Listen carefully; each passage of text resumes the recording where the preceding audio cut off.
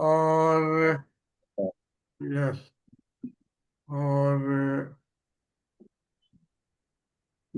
आज हमारे जो वक्ता हैं मिस्टर सोना, आप सब जानते हैं उनको। रिटायर्ड डिप्टी कमिश्नर और आरटीओ रहे छिंदवाड़ा में भी। और आप लोग कई कई मीटिंग में जाते रहते हैं। उनका बहुत बाइबल का अध्ययन बहुत अच्छा है, और इसलिए अब रिटायरमेंट के बाद वो बहुत सी मीटिंग्स में जाते हैं वक्ता के रूप में। आज हमारे साथ हमारे बीच में है, उनका स्वागत है। और आप सबका जो ज्वाइन किए हैं, बहुत अच्छा लगता है। दूर दूर से बहुत समय के बाद आपसे मिलते हैं और हम इस फेलोशिप में आते हैं। बहुत बहुत आप सबका स्वागत है। सबसे पहले हम परमेश्वर पिता का स्वागत करते हैं हमारे बीच में। वो हमारी अगुवाई करें, हमारे बीच में आए। और मैं आज की मीटिंग प्रारंभ में भजन संहिता 46 के एक दो तीन चार पांच पद पढ़ूंगा।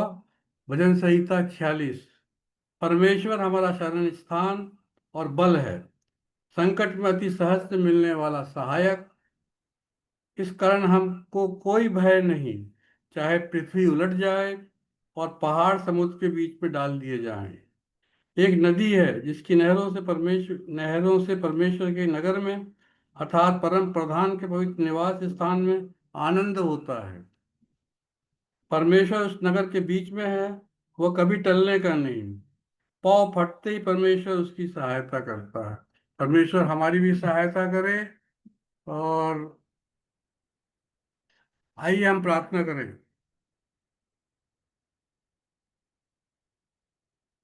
हमारे महान सामर्थी परमेश्वर पिता, प्रभु जी धन्यवाद देते हैं तेरी समस्त आशीषों के लिए। प्रभु, हम धन्यवाद देते हैं कि तूने ऐसा अवसर दिया, ऐसा अवसर प्रदान किया कि हम लोग दूर दूर रहते हुए भी आपस में जूम मीटिंग के जरिए मिल सकते हैं और मिलकर तेरी आराधना भक्ति और तेरे वचन से सीख सकते हैं। तेरा धन्यवाद करते हैं पिता। और और प्रार्थना करते हैं प्रभु जी कि तेरी अगुवाई हमारे बीच में प्राप्त हो, विशेष करके पवित्र आत्मा की उपस्थिति हो, और हम सब का ध्यान तेरे वचन पे हो, वचन से हम सीखने वाले और उस पर चलने वाले बन सके। इसलिए प्रभु, वक्ता को और जो प्रार्थना के अगुए हैं और जो वर्शिप के अगुए हैं, सबको तेरे हाथों में सौंप। अपनी ओर से सामर्थ प्रदान कर, अपनी ओर से अगुवाई प्रदान कर, और पवित्र आत्मा हमारे बीच में बहुत ऐसे काम करे और हम सब आज इस मीटिंग के द्वारा आशीषित हों। प्रभु यीशु मसीह के नाम से इस प्रार्थना को मांगता हूँ, सुन और ग्रहण कर, आमीन। और अब समय है कि वचन के पढ़ने में, यानी वर्शिप सॉन्ग, हमारी बेटी अर्पणा सिंह हैं जो कि प्रेज एंड वर्शिप में हमारी अगुवाई करेंगी। अर्पणा सिंह, मैं अन्ना बोलता हूँ, इसे नाम बोलने में जरा। अर्पणा सिंह, आपका स्वागत है। और अब आप वर्शिप में अगुवाई करिए। Thank you uncle. आइए हम प्रभु की आराधना में थोड़ा समय व्यतीत करें। जैसा कि वचन में पढ़ा गया कि परमेश्वर हमारा शरण स्थान है, तो हम उसकी शरण में आते हैं। आए तुम्हारी शरण प्रभु, आए तुम्हारी शरण प्रभु, हमको ग्रहण कीजिए।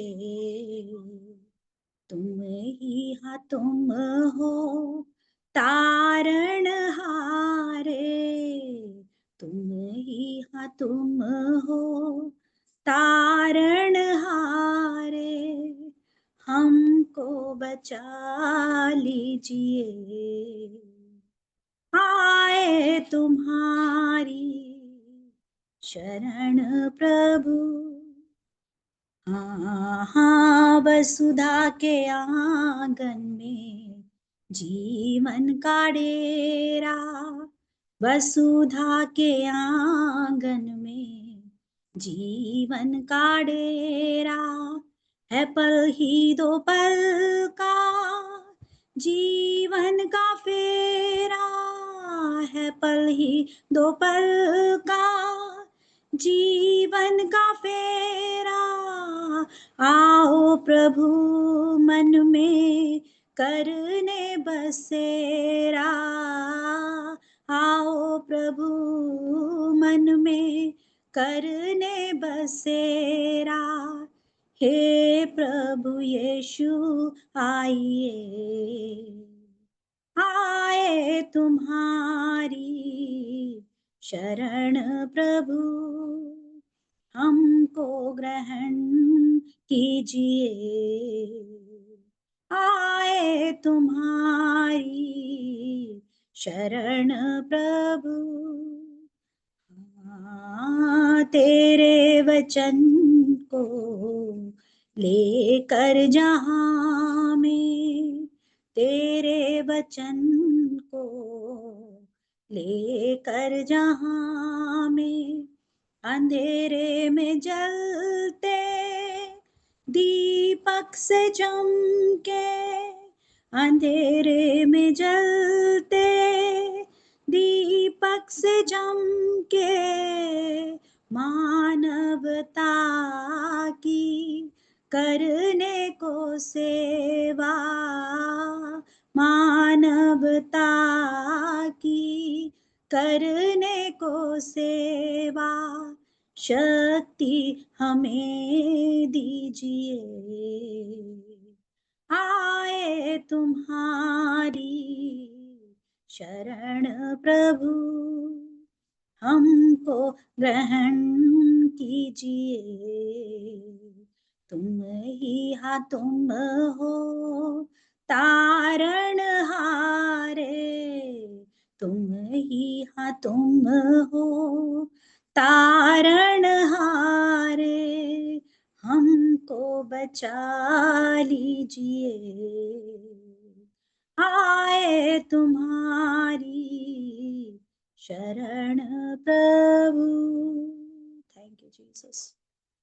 हम आपके चरणों में आए हैं पिता परमेश्वर, आपकी शरण में आए हैं, क्योंकि हम जानते हैं कि आप हमारे बहुत अच्छे पिता हैं। हमारी विनती और निवेदनों को ग्रहण करके उसका उत्तर हाँ और आमीन में देने वाले परमेश्वर हैं। इसलिए अब प्रभु हम प्रतिदिन आपके वचनों में बढ़ना बढ़ना और बढ़ना चाहते हैं, आपकी अगुवाई में और आपके अनुग्रह में रहना मांगते हैं प्रभु। हम आपका धन्यवाद करते सुंदर अवसर के लिए जो आपने हमें दिया प्रभु, क्योंकि आप स्तुति और प्रशंसा के योग्य परमेश्वर हैं। दिन प्रतिदिन तुझ में प्रभु आगे बढ़े हम सभी, तेरे वचन चित्त से न उतरे कभी। दिन प्रतिदिन तुझ में प्रभु आगे बढ़े हम सभी, तेरे वचन चित्त से न उतरे कभी। जाऊं मैं जहाँ कहीं, तू ही मेरा साथी हो। जाऊं मैं जहाँ कहीं, तू ही मेरा साथी हो। महिमा तेरी करने की उमंगे अब जगी, महिमा तेरी करने की उमंगे अब जगी। दिन प्रतिदिन तुझ में प्रभु आगे बढ़े हम सभी, तेरे वचन चित्त से न उतरे कभी। सुन के आज तेरी पुकार, पापों को करे स्वीकार। सुन के आज तेरी पुकार, पापों को करे स्वीकार। मन फेराए वक्त है मिला जो अभी, मन फिर आए वक्त है मिला जो अभी, दिन प्रतिदिन तुझ में प्रभु आगे बढ़े हम सभी, तेरे वचन चित्त से न उतरे कभी, शक्ति ऐसी दे प्रभु तेरे ही लिए जीऊं, शक्ति ऐसी दे प्रभु तेरे ही लिए जीऊं, भौतिकता को त्याग पाऊं जिंदगी नई,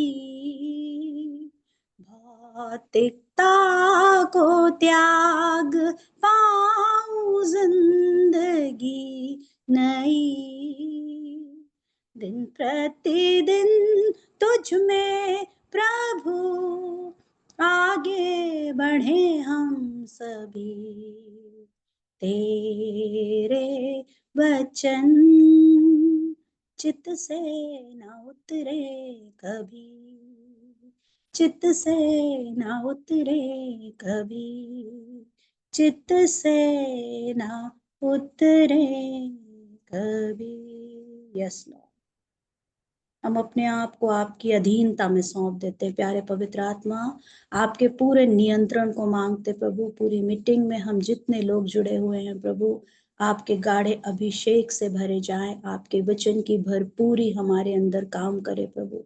हर एक बात के लिए आपको धन्यवाद देते हुए इस विनती और निवेदन को मुक्तिदाता यीशु मसीह के नाम से मांगते हूँ, आमीन।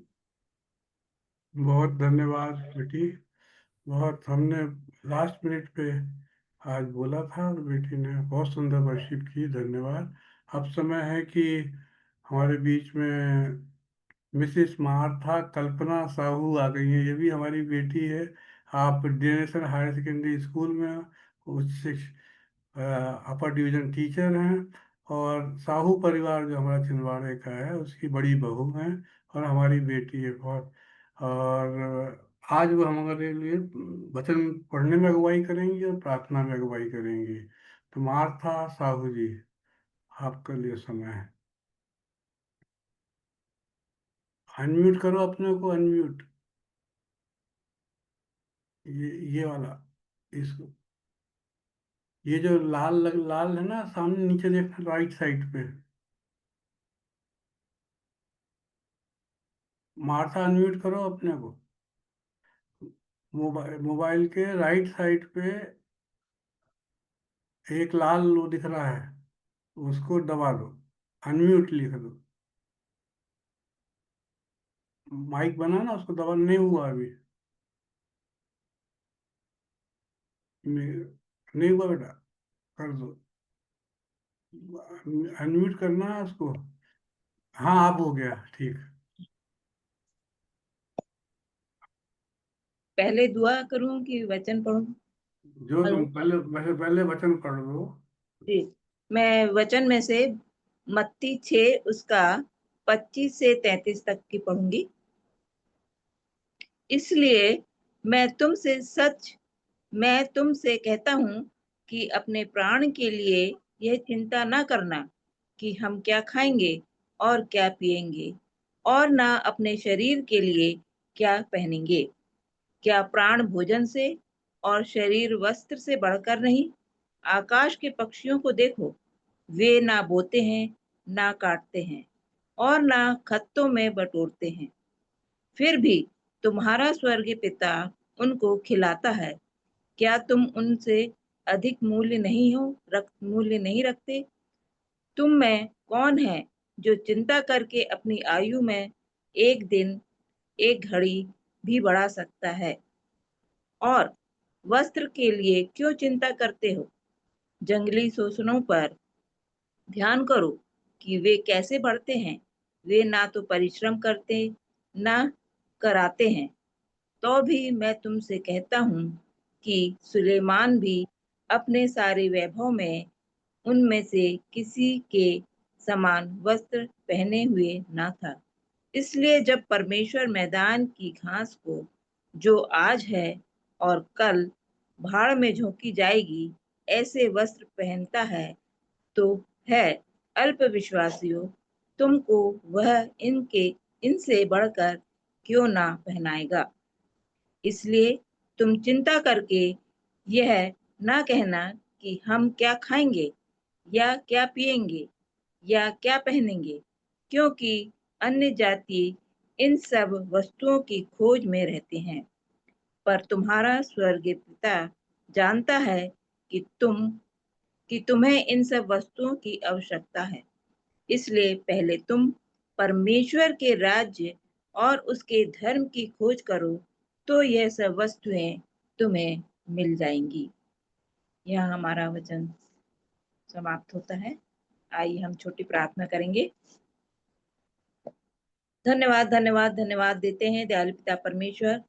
इस वक्त हम सभी आपके चरणों के पास आते हैं, आपको हृदय से धन्यवाद देते हैं पिता, कि आज के जीवन तक आपने हमें संभाला, हर प्रकार से आशीषों से परिपूर्ण किया, हर एक दुख परेशानियों से हमें मुक्त किया, उसके लिए हृदय से धन्यवाद देते हैं। विनती और प्रार्थना करते हैं पिता परमेश्वर, जबकि हम ये एक छोटे झुंड के रूप में आपके सन्मुख उपस्थित हुए हैं पिता, आप हमारी अगुवाई सहायता कीजिए कि हम इन वचनों के गूढ़ भेदों को समझने वाले हो सकें। दयालु पिता परमेश्वर, वक्ता के संग होइए, उनको अपनी अधीनता में लीजिए, होने दीजिए पिता परमेश्वर, कि आपके पवित्र आत्मा के द्वारा वे वचन का प्रचार कर सके और वो वचन हमारे जीवनों में बहुतायत से कार्य करने वाला हो सके और हम आपके नाम की गवाही देने वाले हो सके। हर एक दिन दुखी लाचार कमजोरों की सहायता मदद कीजिए पिता, जो बीमार है आपको हृदय से बड़े विश्वास के साथ पुकारते हैं पिता, आप उनको छुइए और चंगाई प्रदान कीजिए। हर एक बातों के लिए हृदय से धन्यवाद देते हैं और धन्यवाद के साथ इस प्रार्थना को प्रभु यीशु मसीह के नाम से मांगते हैं। सुनिए और दया से ग्रहण कीजिए। आमीन। बहुत धन्यवाद बहुत सुंदर प्रार्थना के लिए। और आज हमारे वक्ता मिस्टर सुभाष सोना, जिनसे तो आप ज़्यादातर लोग जानते हैं उनको, हमारे बीच में यहाँ छिंदवाड़ा में ही हैं और यहीं से वे वचन का प्रचार करेंगे। मैं उनका स्वागत करता हूँ, भाई सुभाष सोना जी।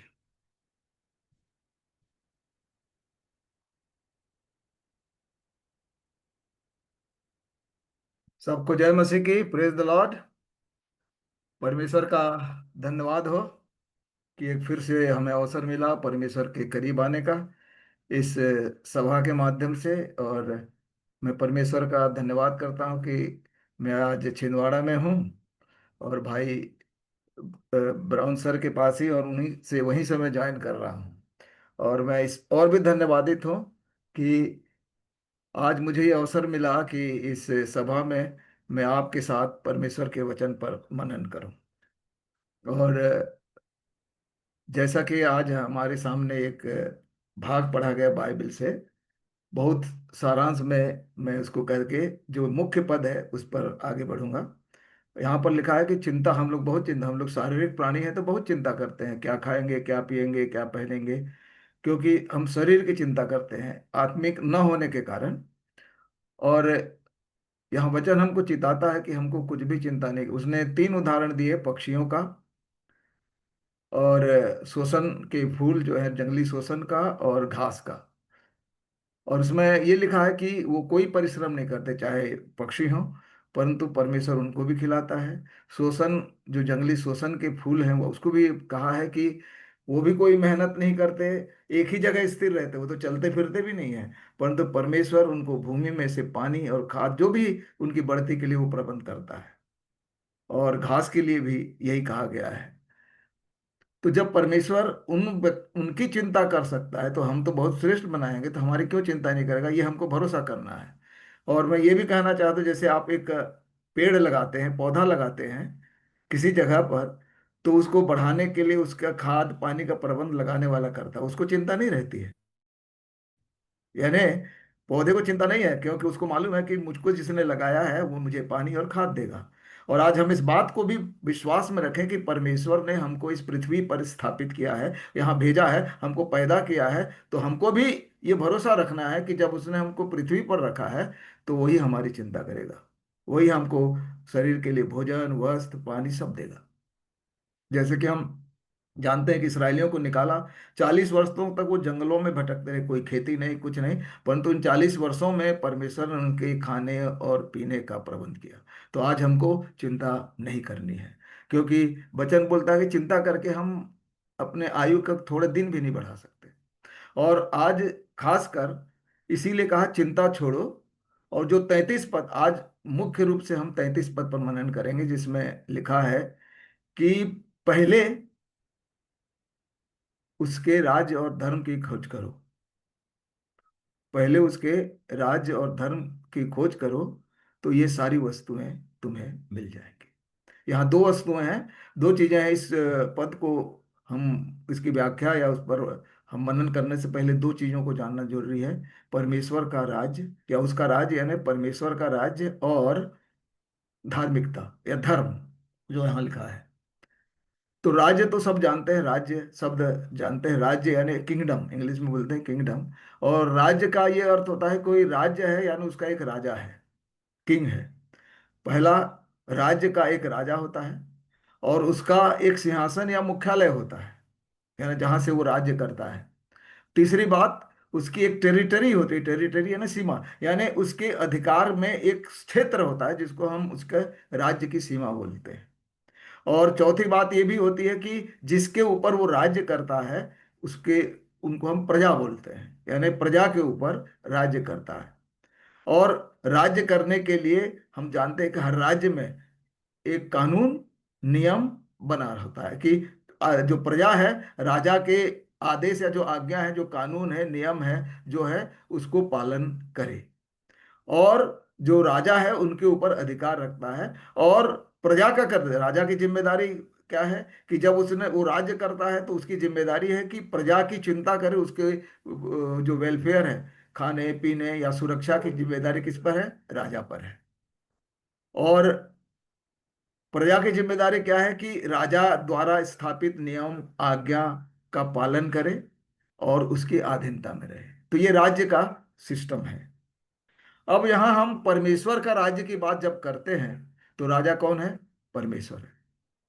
परमेश्वर का राज्य है ना, हमारे लिए राजा कौन है? परमेश्वर है।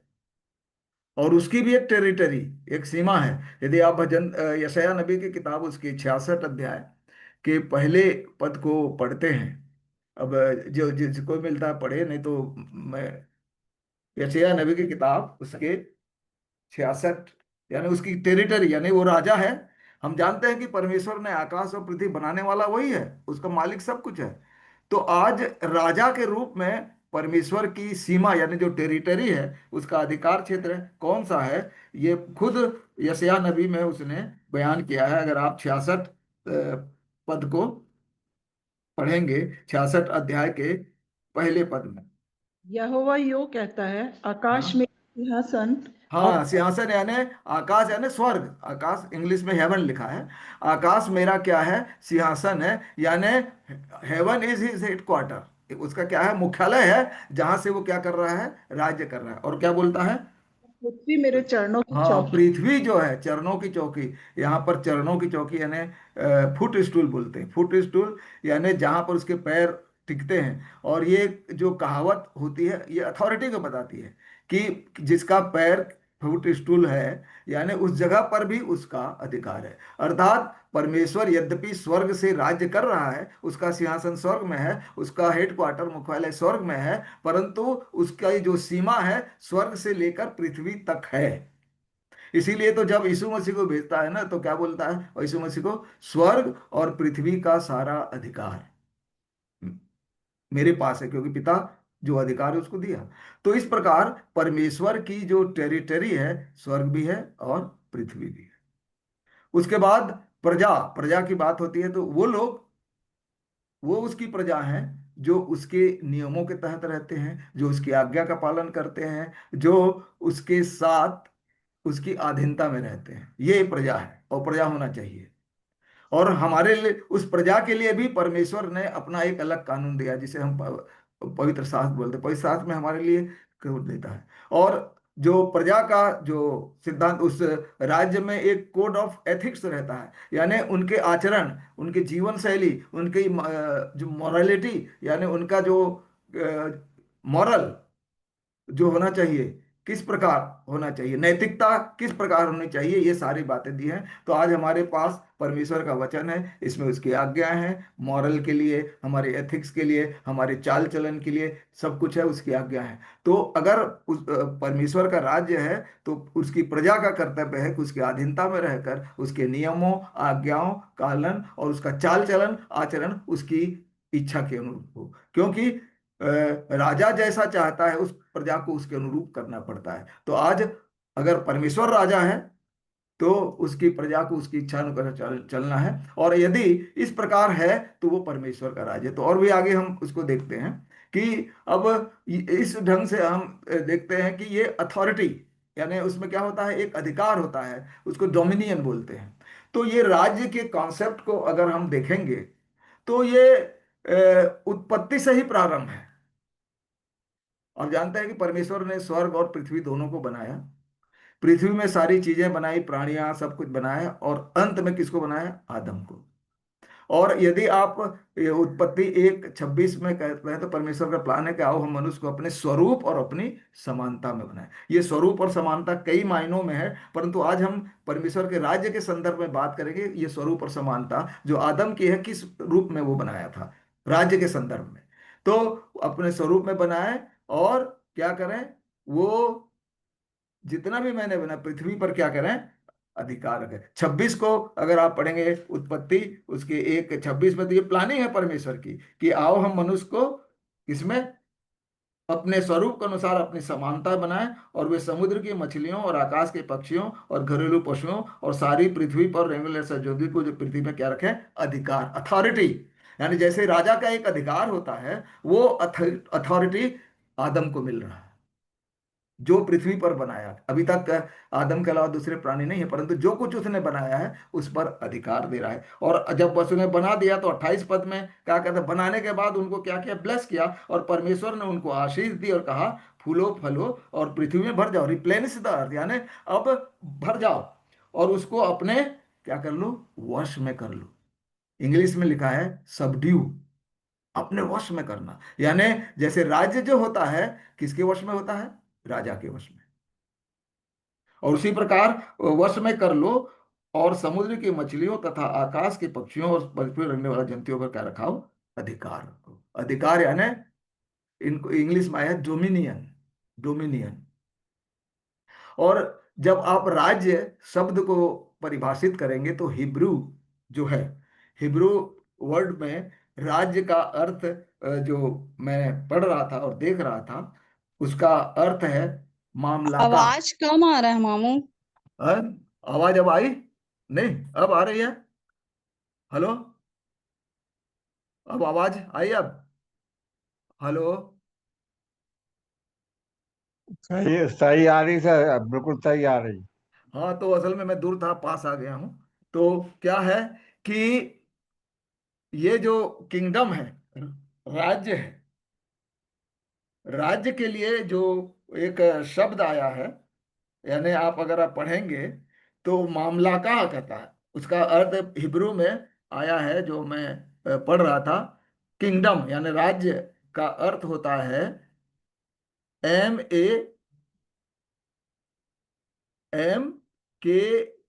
MAMKLAKH, मामला का। और इसका अर्थ होता है एक अधिकार, सोवरेनिटी यानी प्रभुता, यानी संप्रभुता, और क्या कहते हैं, और एक्चुअली में डोमिनियन, और उसके बाद है अथॉरिटी। तो इस प्रकार ये जो परमेश्वर ने आदम को कहा, ये एक डोमिनियन दिया यानी किंगडम, और एक अथॉरिटी दिया कि उसको वश में करो। अर्थात परमेश्वर ने पृथ्वी पर एक राज्य स्थापित किया, और इसका अधिकार किसको दिया, आदम को। यानी हम इसको किंगडम के रूप में कहेंगे। तो अदन की वाटिका में परमेश्वर ने आदम को जो अधिकार और वश में करने जो डोमिनियन दिया, वो हिब्रू के अनुसार वो किंगडम। यानी उसको एक राज्य दिया कि उसका जो कुछ परमेश्वर ने बनाया है उस पर क्या करे, अधिकार रखे, वश में करे, डोमिनियन करे। यानी एक तरह से देखा तो आदम भी एक राजा के समान है, जो परमेश्वर द्वारा स्थापित पृथ्वी पर राज्य करेगा, अधिकार करेगा, उसको डोमिनियन मिलेगा। और परमेश्वर ने उसको कहाँ रखा, अदन। तो प्रारंभ में अदन की वाटिका को हम as a kingdom of Adam उसका हेडक्वार्टर माने कि आदम को वहां रखा। क्यों? क्योंकि आप जानते हैं कि अगर राजा है तो राजा है तो उसका एक बड़ा काम होता है कि राजा ऐसे बैठा नहीं रहता, प्रजा के लिए करता है। और उसकी जिम्मेदारी प्रजा के किसके लिए होती है, सुरक्षा के लिए। तो अगर आप उसमें पढ़ते हैं आदम के लिए, तो आदम के लिए जब लिखा है 15 पद में, 2:15 में, तब यहोवा परमेश्वर ने आदम को लेकर अदन की बाटी, यानी उसको हेडक्वार्टर बना दिया कि तुम अदन की वाटिका में रखो, कि वह उसमें क्या करे, काम करे। और क्या करे, उसकी रक्षा। जैसे एक राजा का है काम करना और प्रजा की रक्षा, तो एक जिम्मेदारी दी है कि वो प्रोटेक्ट करे। तो इस प्रकार एक किंगडम परमेश्वर ने आदम को दिया, क्योंकि वो राज्य था परमेश्वर का था, क्योंकि परमेश्वर द्वारा बना है, उसका अधिकार था। तो वो अधिकार जो परमेश्वर का है, उस राज्य का अधिकार आदम को दिया, तो एक किंगडम दिया। परंतु इससे पहले कि वो पृथ्वी पर फलें और पूरे वश में कर लें, शैतान चालाकी से उस राज्य को उससे क्या कर लिया, छीन लिया। उस राज्य को उससे छीन लिया। और आज जो कुछ भी है, अगर हम राज्य के संदर्भ में बात करें, तो बाइबिल जो है, अगर कहेंगे, इंग्लिश में लिखा है kingdom established and kingdom lost. राज्य स्थापित किया गया, परंतु राज्य जो है खो दिया। यानी आदम ने उस राज्य को शैतान के हाथों खो दिया। और आज जो कुछ भी परमेश्वर यीशु मसीह के द्वारा करता है, वो राज्य यानी हमको देना चाहता है वापस। और इसकी बहुत सारी, मैं पढ़ रहा था तो 5-6 भविष्यवाणियां हैं कि ये राज्य देगा। तो मैं ज्यादा समय इसलिए नहीं है, कभी और कहूंगा। तो केवल एक ही जो भविष्यवाणी की बात है, राज्य दे देगा, वो हम दानियल नबी की किताब उसके 7वें अध्याय में पाते हैं। अगर आप दानियल नबी किताब, क्योंकि दानियल नबी की किताब उसके 7वें अध्याय में पढ़ेंगे तो यीशु मसीह को अति प्राचीन कहा गया। 8वें 22 पद में क्या लिखा है, जब तक वह अति प्राचीन न आया, यानी यीशु मसीह के लिए, और प्रधान परम प्रधान के पवित्र लोग न्यायी न ठहरे, और उन पवित्र लोगों के राज्याधिकारी यानी राज्य के अधिकारी होने का समय नहीं आया। कब आया? जब वो पूरा कर लिया, शैतान को नाश कर दिया। अगर आप देखेंगे 26 पद में, परंतु तब न्यायी बैठेंगे और उसकी प्रभुता छीनकर, जो शैतान ने लिया है उसकी प्रभुता छीनकर मिटाई और नष्ट की जाएगी, यहां तक कि उसका अंत हो जाएगा। 27 पद में लिखा है, तब राज्य, क्या लिखा है, तब राज्य और प्रभुता और धरती पर के राज्य की महिमा प्रथम प्रधान ही की प्रजा, यानी हम लोगों को जो खोया है उसके पवित्र लोगों को दी जाएगी। दिस इज द, ये भविष्यवाणी है कि वो राज्य जो हमने खोया था उसका रेस्टोरेशन होगा, फिर से वापस होगा। और वो वापस कौन देगा? यीशु मसीह। कैसे देगा, हम नए नियम में भी देखेंगे। और उसका जो राज्य है उसके बाद सदा का होगा, और सब प्रभुता करने वाले उसके, यानी हम यद्यपि राजा होंगे, परंतु स्वर्ग में जो विराजमान परमेश्वर है उसकी अधीनता हमारे ऊपर होगी। यानी ये जितना भी काम है, किंगडम लॉस्ट, किंगडम रिस्टोर, यानी फिर से मिलेगा यीशु मसीह के द्वारा। तो ये परमेश्वर के राज्य जो हमने खोया है, उसी के लिए पद कहा गया कि अब जो हम राज्य, जैसे जैसे कोई चीज खोजने की बात है, सीख यानी खोजना, खोजते किसको हो? अगर कोई चीज हमारी खो गई है तब हम खोजते हैं। तो आज ये पद हमको ये बता रहा है कि जो राज्य तुमने खो दिया है उसको खोजो।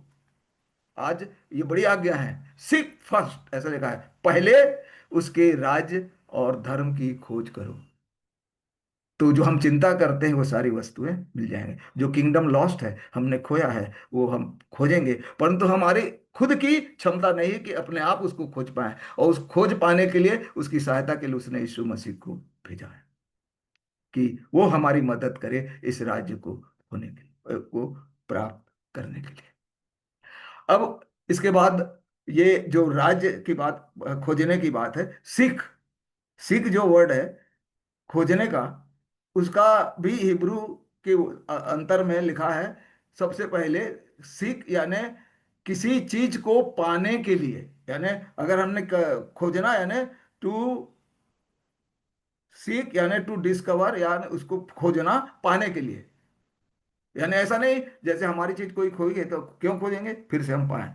तो सीख का अर्थ है पाने के लिए खोजना, ढूंढना। दूसरा है उसकी तीव्र इच्छा, यानी उसको पाना, डिलीजेंटली उसको पाने की आशा, यानी तीव्र इच्छा कि हमको वो मिले। और दूसरी चीज जो दूसरा हिब्रू वर्ड आया उसके दो अर्थ है, उसको समझना कि परमेश्वर का राज्य है क्या, to understand the kingdom of God. ये सीख का अर्थ है। और न केवल खोजना परंतु उसका अनुभव करना, एक्सपीरियंस, ये सीख के ये अर्थ होते हैं। दो जो हिब्रू वर्ड हैं, पहली चीज तीव्र इच्छा पाने की, यानी desire, strong desire to find it, यानी इसको पाने के लिए तीव्र इच्छा। और दूसरी जो है उसको ध्यान से खोजना कि वो हमको मिल जाए। और उसके बाद दो चीजें स्पष्ट आई हैं, अंडरस्टैंडिंग एंड एक्सपीरियंसिंग, यानी अनुभव करना और उसको समझना। तो ये परमेश्वर का जो राज्य है उसके बारे में। और इसीलिए ये जो प्राथमिकता है, ये जो प्राथमिकता है, पहले उसके राज्य और धर्म की खोज करो। अब इसलिए नहीं कि आज जो हमारी प्रायोरिटी है, यानी जैसे कई लोग बोलते हैं मत्ती 28 जो 19 20 वगैरह लिखा है उसमें उसको बड़ी आज्ञा बोलते हैं कि चेला बनाओ, पिता पुत्र के नाम से बपतिस्मा दो, और क्या कहते हैं, जो बातें मैंने तुमको सिखाई उन्हें मानना सिखाओ। ये सबसे बड़ी आज्ञा बोलते हैं। नहीं प्रभु में प्रियो, ये आज्ञा तो है, पर परमेश्वर यीशु मसीह के माध्यम से उससे हमको बड़ी आज्ञा दे रहा है कि अगर ठीक है हम प्रचार करें, लोगों को चेला बनाएं और सब कुछ करें, परंतु उससे बड़ी जो प्रायोरिटी हमारे प्रचार की है वो क्या होना चाहिए, उसके राज्य और धर्म की खोज, वो प्रचार होना चाहिए। और ये उसकी प्राथमिक, हमारी प्रायोरिटी, प्राथमिकता। और इसीलिए ये जो है, आज ऐसा नहीं कि ये राज्य के प्रचार नए नियम में ही हो रहा है, पुराने समय से ही हो रहा है। अगर आप लूका रचित सुसमाचार उसके 16 अध्याय के 16 पद को पढ़ेंगे, लूका रचित सुसमाचार उसके 16 अध्याय के 16 पद को, तो क्या लिखा है, व्यवस्था और भविष्यवक्ता यूहन्ना तक रहे। यानी ये पुराने नियम और नए नियम की कड़ी की बात करता है। नए नियम का पहला भविष्यवक्ता या बपतिस्मा देने वाला यूहन्ना को माना जाता है। यद्यपि मलाकी और मत्ती के बीच 400 का गैप है, परंतु पुराने नियम और नए नियम को जोड़ने की कड़ी यूहन्ना है। और इसीलिए कहा कि व्यवस्था और भविष्यवक्ता यूहन्ना तक रहे, उस समय से परमेश्वर के राज्य का, यानी पुराने समय से। आप पढ़िएगा, अभी समय नहीं, मैं बाद बाद में और कभी समय मिलेगा तो हम कैसे उस राज्य को खोज के पा सकते हैं और कैसे प्रवेश करेंगे, हम नेक्स्ट टाइम उसकी बात करेंगे। तो उसके प्रचार, यानी उस समय से, यानी पुराने समय से परमेश्वर के राज्य का सुसमाचार सुनाया जा रहा है और हर कोई उसमें प्रबलता से प्रवेश करता है। कैसे प्रबलता से प्रवेश करता है? अगर किसी राज्य को पाना है, जैसे पुराने जमाने में एक राज्य दूसरे राज्य को पाता था, क्या है, जब तक वो शक्तिशाली नहीं होगा दूसरे राज्य को हराकर वो प्रवेश नहीं करेगा। तो हमको भी उस राज्य में प्रवेश होने के लिए एक ताकत की जरूरत है, प्रबलता की जरूरत है, और प्रबलता है तो हम उसमें प्रवेश करेंगे। इसलिए प्रबलता ये आते जा रहा है, यानी पुराने समय से ये प्रचार आ रहा है। और नए नियम की कड़ी में भी प्रचार का जो प्रारंभ हुआ, यूहन्ना ने जो प्रचार किया, अगर आप कहेंगे यूहन्ना बपतिस्मा देने वाले का प्रचार 3 अध्याय में लिखा है, क्या प्रचार किया, 3 अध्याय के 2 पद में कहा, उन दिनों में यूहन्ना बपतिस्मा देने वाला आकर यहूदिया के जंगल में क्या प्रचार करने लगा, मन फिराओ क्योंकि स्वर्ग का राज्य निकट आ गया है। ये निकट आ गया क्या है इसको भी मैं बताऊंगा। मन फिराओ क्योंकि स्वर्ग का राज्य निकट आ गया है। और ये तो यूहन्ना का प्रचार है। यीशु मसीह ने भी अपना प्रचार, दुनिया के सारे प्रचार को छोड़कर सबसे पहले क्या प्रचार किया, इसी मत्ती में 4:17 को अगर हम पढ़ेंगे तो उसमें भी यीशु मसीह ने लिखा, उस समय से यीशु ने प्रचार करना और यह आरंभ करना प्रारंभ किया, मन फिराओ क्योंकि स्वर्ग का राज निकट। यानी पुराने समय में हो रहा था प्रचार, और जब यूहन्ना ने भी शुरू किया, यीशु मसीह ने भी शुरू किया, तो उनकी प्राथमिकता क्या थी कि राज्य के सुसमाचार, परमेश्वर के राज्य का सुसमाचार लोगों को सुनाए, वो उनकी प्रायोरिटी, प्राथमिकता थी। और आज हमारी भी होनी है, और कैसे हम करेंगे वो भी हम अध्ययन करेंगे। अब उसके बाद देखा जाए तो यीशु मसीह भी इसको इतना प्रायोरिटी बोलता है कि ये मेरे लिए बहुत इंपॉर्टेंट है। और यदि आप लूका रचित सुसमाचार उसके 4 अध्याय के 43 पद को पढ़ेंगे, यानी यीशु मसीह के आगमन के बहुत से कारण दिया है कि मैं लोगों का उद्धार करना, खोयों को ढूंढने आया हूँ, ये कहना जीवन देने आया, बहुत ये सब कुछ है। पर इन सब आगमन के पहले, इन सब कारणों के, उसके आने के कारण के पहले सबसे प्रायोरिटी किसको बताता है? यदि आप लूका 4 अध्याय 42 और 43 पढ़ेंगे, मैं जल्दी से, आप लिख लें, मैं पढ़ रहा हूं समय ताकि बचे। जब दिन हुआ तो वह निकलकर एक सुनसान जगह में गया, और भीड़ की भीड़ उसे ढूंढती हुई उसके पास आई और उसे रोकने लगी कि वह उनके पास से न जाए, यानी तू हमारे ही पास रहा। यीशु क्या बोलता है?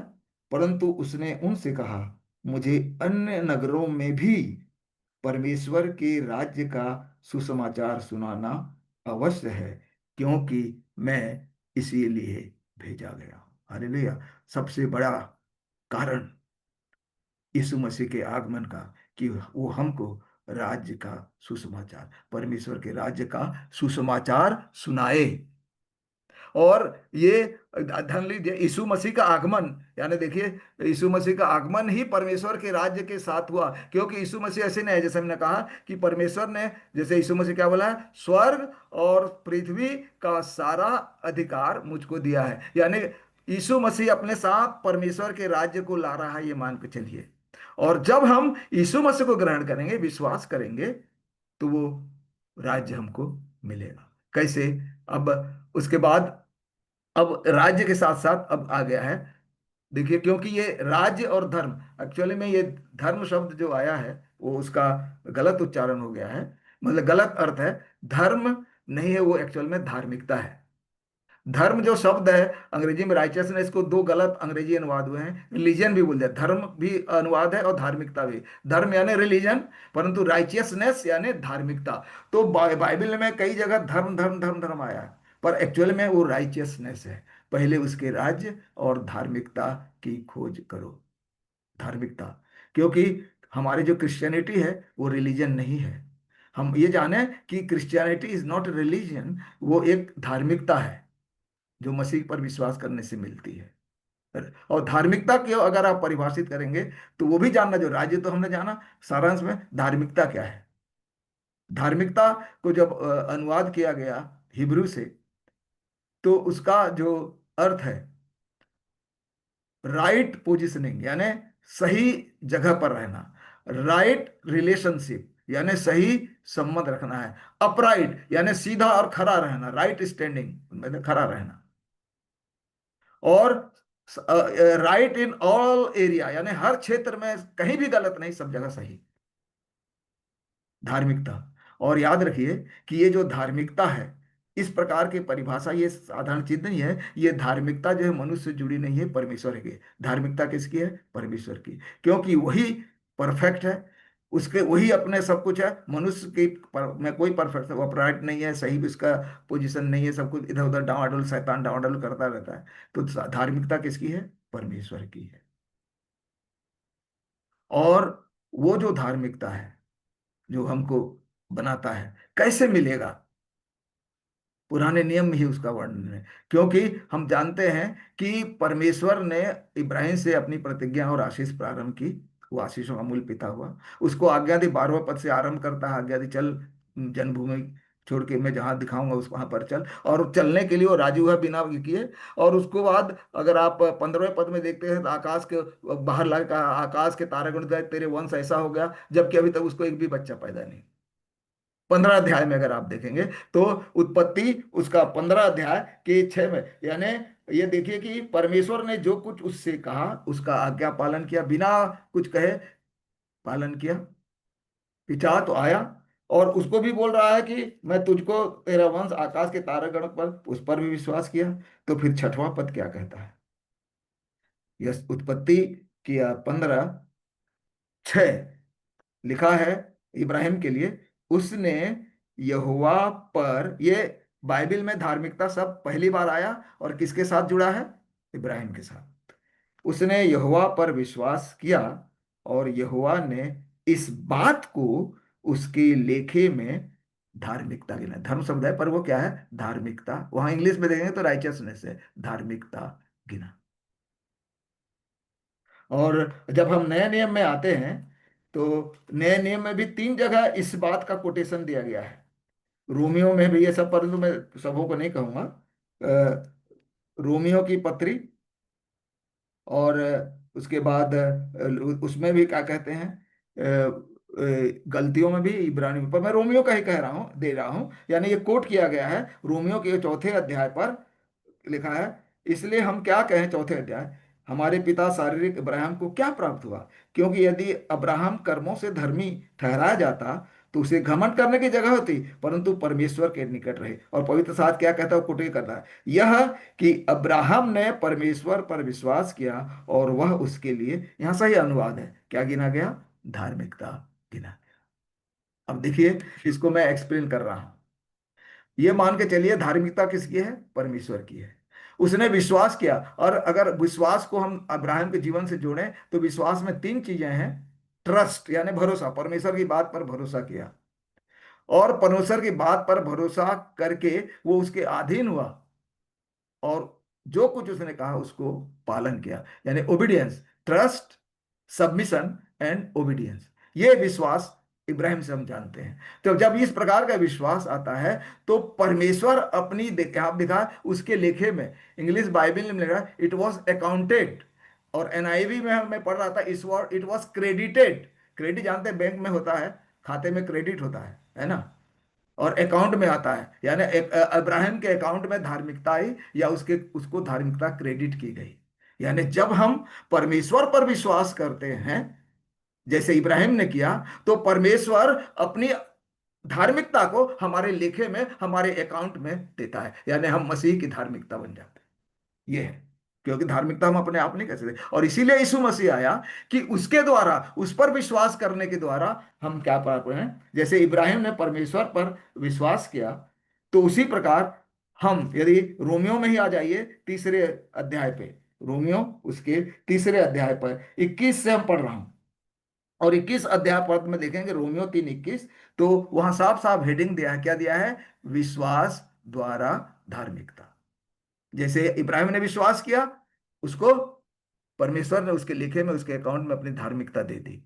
तो आज हमको भी वो धार्मिकता परमेश्वर यीशु मसीह के माध्यम से देना चाहते, जैसे लिखा है, परंतु अब व्यवस्था से अलग परमेश्वर की वह धार्मिकता प्रकट हुई, हो गया, जिसकी गवाही भविष्यवक्ता और व्यवस्था देते, जैसे है पुराने नियम में। अर्थात परमेश्वर की वह धार्मिकता, क्या लिखा है, परमेश्वर की धार्मिकता जो यीशु मसीह पर विश्वास करने से सब विश्वास करने वालों के लिए है। ये भी वही मतलब है, जैसे अब्राहम को क्रेडिट किया गया विश्वास, तो जब हम यीशु मसीह पर विश्वास करते हैं तो उन सब विश्वासियों के लिए जो यीशु मसीह पर विश्वास करते हैं, परमेश्वर की धार्मिकता उनके लिए है, उनको भी क्रेडिट की जाती है, उनके भी अकाउंट में धार्मिकता है। तो ये है, तो आज वो धार्मिकता, तो इस प्रकार में सारांश में बोला, डिटेल में भी, अब पर मैं समझ गया कि धार्मिकता क्या है। धार्मिकता का अर्थ होता है राइट पोजिशनिंग, राइट स्टैंडिंग, या राइट रिलेशनशिप। विश्वास जो है रिलेशनशिप से जुड़ता है। तो इस प्रकार धार्मिकता जो शब्द है केवल परमेश्वर से ही जुड़ा है, और दुनिया के कोई भी ईश्वर से जुड़ा नहीं है, याद रखिए। धार्मिकता, राइचियसनेस केवल वही है। और हम जानते हैं हमारी कोई धार्मिकता नहीं, क्योंकि यशायाह में लिखा है हमारी धार्मिकता परमेश्वर की धार्मिकता के सामने मैले चिथड़ों के समान है। और आज उस विश्वास के द्वारा परमेश्वर हमको अपनी धार्मिकता देना चाहता है। तो इसीलिए इस पद में लिखा है, पहले उसके राज्य और धार्मिकता की खोज करो, तो ये सब वस्तु मिल जाएंगे। उसके राज्य की खोज करना है, धार्मिकता की खोज कैसे करना है, जब हम मसीह पर विश्वास करेंगे, उस पर पूरी तरह से विश्वास करेंगे, तो हमको धार्मिकता मिल जाएगी। वी विल फाइंड, खोजेंगे, खोजना है यीशु मसीह पर विश्वास करेंगे, हमको धार्मिकता मिल जाएगी। तो इस प्रकार उसके राज्य और धार्मिकता की हम खोज कर सकते हैं, और ये धार्मिकता हमको मसीह पर विश्वास से मिलती है। और आज ये भी है, इसीलिए मैं ये कहना चाहता हूं कि उसके राज्य और धार्मिकता की खोज हम कर सकते हैं। अब अंत में कैसे, ये सारांश में कह के आने वाले दिनों में कहूँगा, मैं 5 मिनट में समाप्त करूंगा। ये है कि कैसे परमेश्वर के राज्य को समझने के लिए, जैसे मैंने कहा कि एक राज्य में किसी शैतान को या किसी व्यक्ति को हराकर अपना कब्जा करना, वो राज्य पर कब्जा करना। तो शैतान ने जो हमको हमारे से राज्य ले लिया है, वो कैसे हम वापस पाएं, इसके लिए भी मत्ती 12 अध्याय में दिया है। आप पढ़ते हैं कि यीशु मसीह से बहुत सारे लोग व्यवस्था, आप पढ़े हैं इसलिए मैंने कह रहा हूं, तो इस समय नहीं है, कि उसने कहा कि यीशु मसीह जो है बाल जबूब या दुष्ट आत्मा की सहायता से दुष्ट आत्मा को निकालता है। यीशु मसीह कहता है कि यदि शैतान ही अपने आदमी को निकाले तो फिर उसका राज्य कैसे रहेगा, ऐसे बताया। तो 28 पद में क्या बोलता है, यदि मैं परमेश्वर की आत्मा से, यदि 12:28 में लिखा है, यदि मैं परमेश्वर की आत्मा से दुष्ट आत्मा को निकालता हूं तो समझो स्वर्ग का राज आ गया। यही है, स्वर्ग का राज स्थापित करने के लिए हमारे अंदर परमेश्वर का आत्मा आना है। वो बोलता है ना, स्वर्ग मेरा सिंहासन, पृथ्वी मेरी पृथ्वी है, परंतु वो प्रेरितों का मत, तुम मेरे लिए कैसा घर बना, वो हाथ के बनाए घरों में नहीं रहता, वो हमारे हृदय में रहना चाहता है। तो परमेश्वर का राज्य दृश्य नहीं है, परमेश्वर का राज दृश्य नहीं है। ये लूका 17:21 में पढ़ेंगे तो लिखा है कि फरीसियों ने और शास्त्रियों को कहा कि परमेश्वर का राज्य कब आएगा, लूका 17:20-21 में। तो यीशु मसीह ने कहा कि भाई, जो परमेश्वर का राज्य जो है दृश्य नहीं है। लोग कहते हैं कि वो यहाँ है, वहाँ है, यहाँ नहीं है, परंतु कहता है कि परमेश्वर का राज्य तुम्हारे बीच में है, तुम्हारे बीच में है, यानी तुम्हारे हृदय में है। तो आज परमेश्वर हमारे हृदयों में राज करना चाहता है। तो परमेश्वर का राज्य सांसारिक नहीं है, हमारे हृदय की है। और इसीलिए जो अ, हम बयान करते हैं, जब पवित्र आत्मा हमको मिल जाता है, उसकी छाप लग जाती है। जैसे दो दो पद पढ़ के उसका अर्थ कह के मैं आप समाप्त करूंगा। दूसरा कुरिन्थी उसका पहला अध्याय 21 और 22, दूसरा कुरिन्थी उसका पहला अध्याय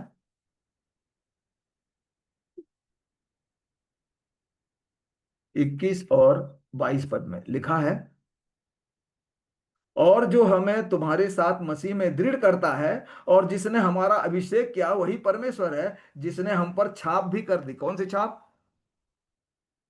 और बयाने में आत्मा को हमारे मन में दिया, यानी होली स्पिरिट, परमेश्वर का राज्य स्थापित होना है, यानी हमारे हृदय में पवित्र आत्मा आना है। और उसी को अगर दूसरे रूप में देगा तो फिर से इफिसियों की पत्री में पौलुस इसी बात को इफिसियों 1:13 में लिखाया है, और उसी में तुम पर भी, जब तुमने सत्य का वचन सुना, जो तुम्हारे उद्धार का सुसमाचार है, और जिस पर तुमने विश्वास किया, पवित्र किए हुए पवित्र आत्मा की क्या लगी? छाप लगी। वहां भी पवित्र आत्मा की छाप।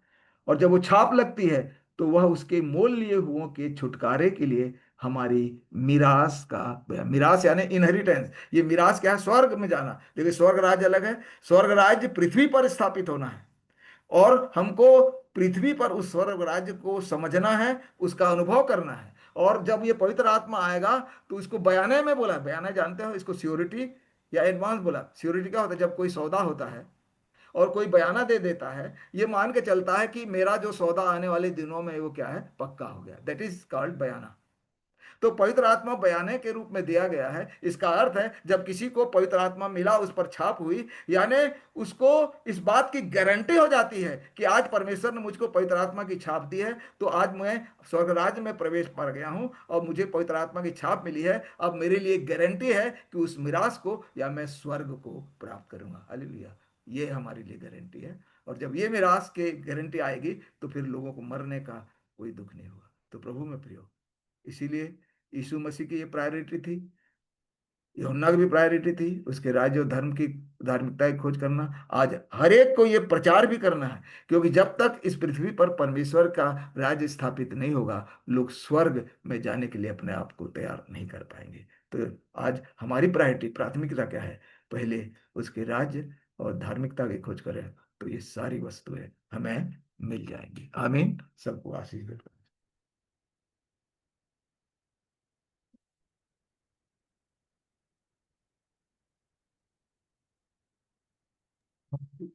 परमेश्वर का वचन बड़ी गहराई से अध्ययन कराया।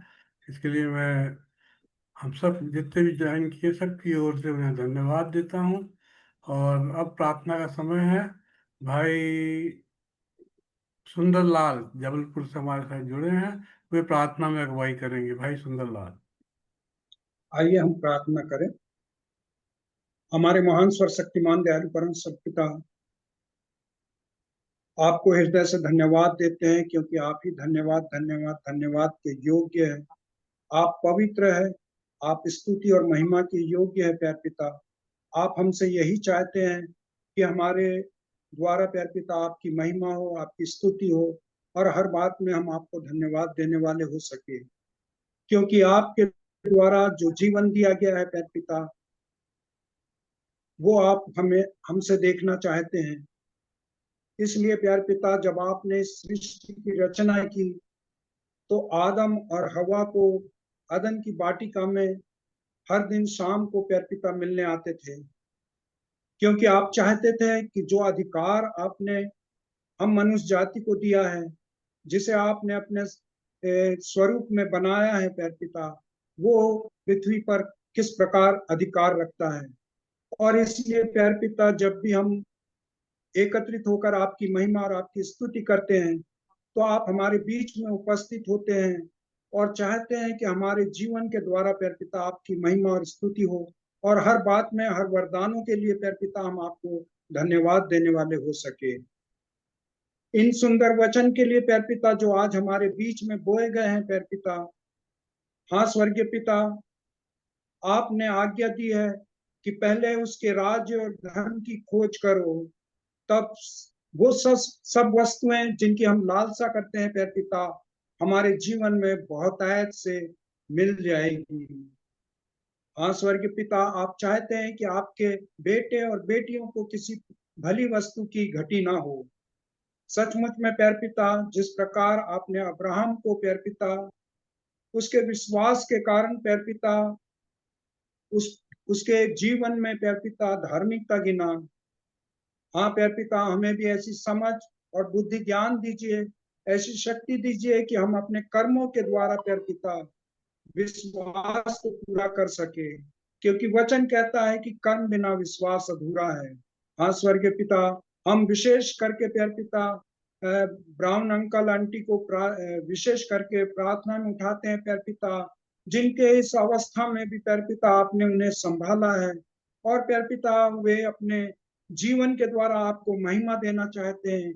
एक माध्यम और एक प्लेटफॉर्म प्यार पिता आपने उन्होंने तैयार किया है, जिसके द्वारा प्यार पिता सारे मसीह विश्वासी भाई बहन प्यार पिता उस मंच पर एकत्रित होकर प्यार पिता आपकी स्तुति और आपकी महिमा करने पाए। हाँ स्वर्गीय पिता, जवानों को इसके द्वारा प्रेरणा मिलती है कि किस प्रकार आपके सामर्थ्य हाथ के नीचे बड़े दीनता और नम्रता से रहते हुए हम प्यार पिता आपकी महिमा कर सके और आपकी स्तुति करने वाले हो सके। अनुग्रहकारी पिता, हम इसी समय विशेष करके सिस्टर संगीता के लिए प्रार्थना विनती करते हैं प्यार पिता, जबकि वो नागपुर में एडमिट है प्यार पिता। जो भी शारीरिक कमजोरी है प्यार पिता, आप अपने चंगाई रूपी हाथ से छूकर प्यार पिता उन्हें चंगाई दीजिए।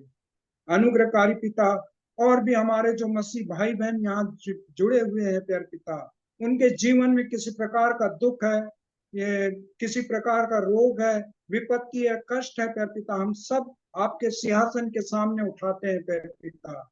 आप हर एक को प्यार पिता अपनी इच्छा के अनुसार पूर्ण रूप से चंगाई दीजिए, स्वस्थ कीजिए प्यार पिता। अनुग्रहकारी पिता, हम विशेष करके हमारी एवेंजिकल लूथरन चर्च स्वीडिश मिशन को आपके पवित्र सामर्थ्य हाथों में रखते हैं। सारी कलीसिया के सारे पास्टर्स, प्रचारक और सभी लोगों को प्यार पिता जो आपके वचन के लिए प्यार पिता कड़ी मेहनत करते हैं, हाँ स्वर्गीय पिता हर एक को बुद्धि ज्ञान और शक्ति दे प्यार पिता, और ऐसे विश्वस्त पास्टर दे जिससे प्यार पिता कलीसिया निरंतर आगे बढ़ने वाली हो सके। हम सारे कलीसिया के सब विश्वासी भाई बहनों को आपके पवित्र सामर्थ्य हाथों में रखते हैं प्यार पिता, सबको ऐसी बुद्धि ज्ञान और समझ दे कि वे प्यार पिता इस कलीसिया को निस्वार्थ होकर प्यार पिता आगे और आगे बढ़ाने वाले हो सके। जो आत्माएं भटक रही है उन्हें बचाने के लिए प्यार पिता वे प्रयत्न करने वाले हो सके। अनुग्रहकारी पिता, हम देश की सारी कलीसिया को, सारे विश्वासी भाई बहनों को आपके पवित्र सामर्थ्य हाथों में रखते सकते हैं प्यार पिता, जो अन्य जातियों के द्वारा सताए जा रहे हैं। आप स्वर्गीय पिता, उनके जीवन में, उनके परिवार में जो कष्ट आ रहे हैं प्यार पिता, उन्हें संभालिए, हिम्मत दीजिए, धाड़स दीजिए, ताकि उनका विश्वास किसी प्रकार से कम ना होने पाए, परंतु आपके राज्य की बढ़ती और महिमा के लिए वे अपने को उपयोग में लाने वाले हो सके। अनुग्रहकारी पिता, हम अपने देश को और देश के सारे अधिकारियों को, जो प्यार पिता किस देश में अपना अधिपत्य रखते हैं प्यार पिता, सबको आपके पवित्र सामर्थ्य हाथों में रखते हैं। देश के प्रधानमंत्री, राष्ट्रपति और न्यायाधीशों को भी प्यार पिता आपके पवित्र सामर्थ्य हाथों में रखते हैं। उनकी बुद्धि और विवेक को प्यार पिता आप अपने कंट्रोल में रखिए, जिससे प्यार पिता इस देश में शांति स्थापित की जा सके और इस देश का संचालन प्यार पिता आपकी अगुवाई में होने पाए प्यार पिता। हम सारी बातों को आपके पवित्र और सामर्थ्य हाथों में रखते हुए प्यार पिता, हम प्रार्थना और विनती करते हैं, आज जितने भी प्यार पिता विश्वासी भाई बहन इस माध्यम से साथ में जुड़े प्यार पिता, जो आत्मिक वचन हमारे बीच में बोया गया है, होने दीजिए प्यार पिता कि ये वचन 100 गुना फल लाने वाला हो सके। आपके ही प्यारे बेटे यीशु ख्रीस्त के नाम से हम मांगते हैं, आमीन। आमीन आमीन आमीन। हम प्रभु की प्रार्थना करेंगे, सब अपने को अनम्यूट कर लें और भाई सुंदर प्रभु की प्रार्थना में अगुवाई करेंगे। हे हमारे पिता, तू जो स्वर्ग में है, तेरा नाम पवित्र माना जाए, तेरा राज आए, तेरी इच्छा जैसे स्वर्ग में पूरी होती है, वैसे ही पृथ्वी पर भी हमारे दिन भर की रोटी आज, और जैसे हमने अपने अपराधियों को क्षमा किया, वैसे ही हमारे अपराधों को क्षमा कर, और हमें परीक्षा में न डाल, परंतु बुराई से बचा। आमीन आमीन आमीन। जय मसीह की। धन्यवाद, बहुत अच्छा लगा, बहुत अच्छा हमको वचन सुनने को मिला, बहुत गहराई से भैया ने दिया, और आप लोग उनसे बात कर सकते हैं।